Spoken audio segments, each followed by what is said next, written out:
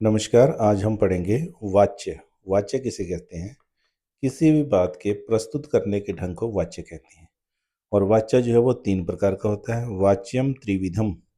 वाच्य तीन प्रकार का है। कर्तृवाच्यम, कर्मवाच्यम, भाववाच्यम। कर्तृवाच्य, कर्मवाच्य और भाववाच्य। आइए इन्हें आगे डिटेल में जानते हैं। सबसे पहले कर्तृवाच्य। कर्तृवाच्य कर्तृवाच्य में वाक्य वाक्य में कर्तृपदस्य कर्ता पद की प्रथमा विभक्ति होती है। कर्तृवाच्य के वाक्य में कर्तृपद में यानी कि कर्ता में प्रथमा विभक्ति होती है। क्रियापदम कर्तृपदानुसारी च भवति। और क्रियापद कर्ता के पद के अनुसार होता है। मान लीजिए एक वाक्य है रामः पठति। तो रामः पठति, राम कितने हैं? एक, तो इसलिए आ गया एक वचन पठति। अर्थात क्रियापदस्य पुरुषः वचनम च कर्तृपदस्य अनुसारेण भवति। अर्थात क्रियापद का पुरुष और वचन कर्तृपद के अनुसार होता है। वाक्य वाक्य में कर्म पदम अस्ति, कर्म पद है चेत, तो तस्य द्वितीय विभक्ति भवति, तो उसमें द्वितीय विभक्ति होती है। जैसे रामः पुस्तकम पढ़ती, राम पुस्तक पढ़ता है। तो यहाँ राम में कौन सी विभक्ति है? प्रथमा। प्रथमा का एक वचन। और यहाँ पढ़ती में प्रथम पुरुष का एक वचन। अब वाक्य में यदि कर्म है, जैसे पुस्तकम था, तो पुस्तकम में कौन सी विभक्ति आएगी? द्वितीय। यथा जैसे बालकः ग्रामम गच्छति, बालक गांव जाता है। यहाँ बालक में प्रथमा विभक्ति और गच्छति में भी प्रथम पुरुष का एक वचन और ग्रामम में द्वितीय विभक्ति। त्वम ग्रामम गच्छसि, तुम गांव जाते हो। अब ये जो करता है ये तुम हो गया, तो यहाँ गच्छसि हो गया।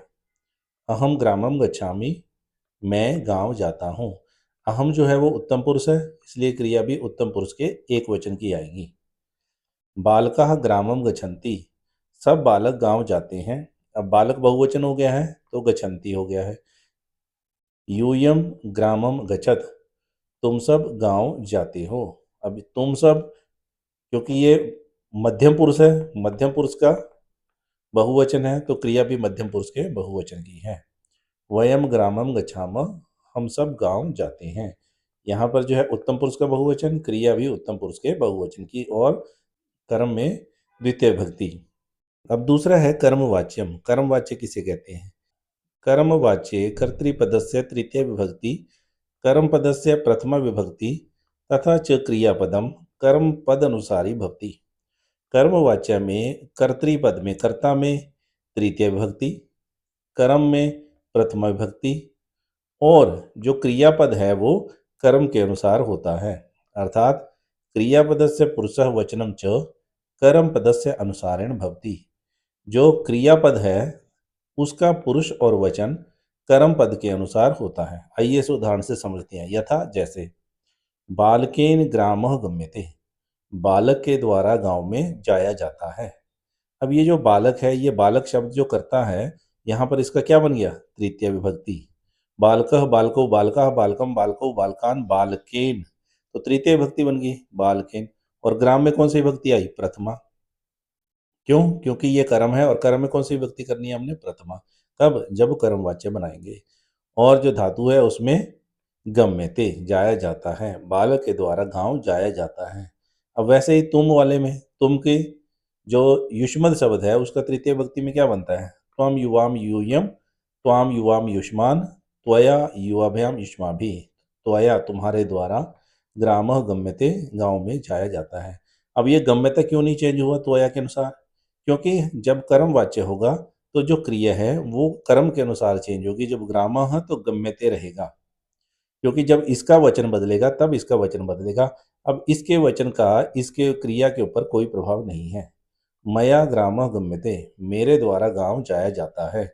यहाँ पर भी मया, अहम अवाम वयम, माम अस्माम, माम अवाम अस्मान, मया अवाभ्याम अस्माभि। तो मया ग्रामः गम्यते, मेरे द्वारा गांव जाया जाता है। बालकेन ग्रामः गम्यन्ते, बालक के द्वारा गांव में जाया जाता है।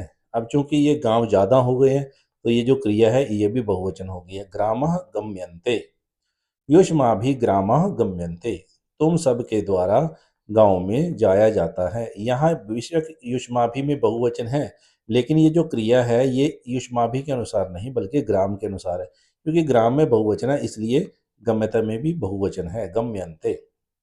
अस्माभिग्रामः गम्यन्ते, हम सभी के द्वारा गांव जाया जाता है। तो यहाँ पर भी अस्माभि हम सभी के द्वारा, इसके बहुवचन के अनुसार ये बहुवचन नहीं बना है बल्कि ये ग्राम के अनुसार ये बहुवचन बना है। अत्र ध्यातव्यम, यहाँ ध्यान रखना चाहिए, यत कर्मवाच्ये कर्मपदस्य प्रथमा विभक्ति कर्तृपदस्य च तृतीय विभक्ति भवति। यहाँ ध्यान रखना चाहिए कि कर्मवाच्य में कर्म पद की प्रथमा विभक्ति होती है। जब कर्मवाच्य हम बनाएंगे तो जो कर्म पद है उसमें प्रथमा विभक्ति लगानी है और कर्तृपद में तृतीय विभक्ति होती है। क्रियापदस्य रूपम धातु प्लस य प्लस आत्मनि पदम भवति, और जो क्रियापद का रूप है वो कैसे चलेगा, सबसे पहले धातु आएगी, जैसे मान लीजिए गम धातु है फिर उसमें य जोड़ना है और उसके बाद आत्मनेय पद के अनुसार ये चलेगा, जिसमें ते जोड़ेंगे, आत्मनेय पद के प्रत्यय जोड़ेंगे ते, इसके अलावा दूसरे प्रत्यय, जैसे गम यानी कि धातु हो गई, फिर उसके बाद य जोड़ना है, फिर आत्मनेय पद के प्रत्यय जोड़ने हैं ते, तो बन गया गम्यते। फिर इसके आगे रूप चलेंगे, गम्यते गम्येते गम्यन्ते, इस तरह से। एवं पठ्यते लिख्यते खाद्यते इत्यादीनि यकार सहितानि भाव कर्मवाचक क्रियापदानि भवन्ति। इस प्रकार पठ्यते लिख्यते खाद्यते इत्यादि यकार के साथ यानी कि य लगाकर भाव कर्मवाचक क्रियापद होते हैं। नेक्स्ट है हमारा भाववाच्यम, भाववाच्य। अकर्तृवाच्य वाक्ये यदि कर्मपदस्य अभावः भवति तर्हि भाववाचस्य प्रयोगः भवति। अकर्तृवाच्य में, कर्ता रहित वाच्य में यदि कर्म पद का अभाव हो, उसमें कर्म पद ना हो, तो भाववाच्य का प्रयोग होता है।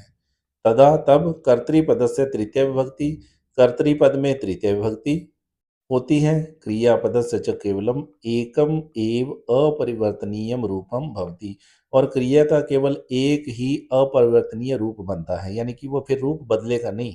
जैसे यहाँ पर बालकेन हस्यते, बालक के द्वारा हंसा जाता है, बालकई हस्यते, बालकों के द्वारा हंसा जाता है। तो ये जो बहुवचन है बालकेन का बालकई, इसका जो बहुवचन बनाया है इसके क्रिया के ऊपर कोई भी प्रभाव नहीं पड़ा, यही भाववाच्य का रूप है। त्वया हस्यते, तुम्हारे द्वारा हंसा जाता है, अगर इसका बहुवचन भी बना दें युष्मा भी हस्यते, तब भी हस्यते ही लिखा जाएगा। तत् च प्रथम पुरुषस्य एक वचन रूपम भवति, और वह प्रथम पुरुष का एक वचन रूप होता है। मया हस्यते, मेरे द्वारा हंसा जाता है। अस्माभि हस्यते, हम सब के द्वारा हंसा जाता है। तो अस्माभि में बहुवचन होने पर भी क्रिया के रूप में कोई परिवर्तन नहीं आएगा, बल्कि ये जो है प्रथम पुरुष का एक वचन रूप रहेगा और जो अपरिवर्तनीय रहेगा। इति एवं, ऐसा इस प्रकार।